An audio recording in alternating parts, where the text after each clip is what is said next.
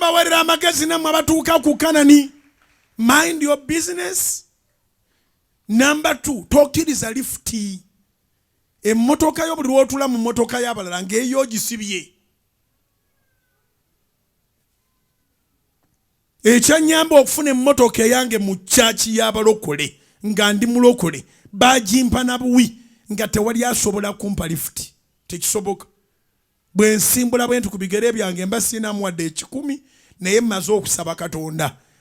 Nayina era nkyalina philosophy bweti nti Mukama baba yantonda okutambuza ebigere omutwalo gumu. Njagala mbitambule bigweyo. Njagala mbitambule bigweyo ebigere byange. Naye sikugaana kuntwalako mu ngeri mbi. Nkugana ngenda wano kumbi. Ate era nga kyewange weekumbi. Ngenda wano kumbi. Wano masa. Twandibadde tukutwala tugenda awo nga bolagana kwanza nja kubanga nvaako okukuba Katonda ate nga nzirako. Ngoyo agenda nga ntambula bigere byange mugamba Mukama olabye. Nganye lifuti njagala yange. Nganye lifuti Mukama njagala yange.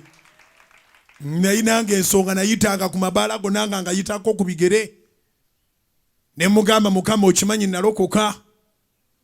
Nange nandibadde mu bbaala eyo go wanzijayo. Kakati bana abatakutyamu wadde Katonda bapakinze ku bbaala Mukama seemulugunya. Naye kale bapakinge nga batamidde nange akusaba nange mpakinge. Nga nyina ensonga zange. Ne babakutwalako bakuyisa ku mabaala bakuyisa buli wantu wonna. Oyinza obutamanya nsonga yakusabira. Naye nga neewuunya nenga nti ab'ebbaala bapakinze ne ku pavementi. Buli wantu bapakinzeewo nze ndi ku bigere nga simugamba ng'eyeemulugunya ne mugamba Mukama mu kituufu kyenkakasa mu ggulu teri kuvuga mmotoka oba Abajapani tebakolerayo. Mpe emmotoka mukwegayiridde. Mpe emmotoka naye nga essaala ngisaba nkola ki? Ntambula. Obulokole obwankolerera obunkolera bwe njagala ofune. Ebyobwerere bijje mu mutwe gwo.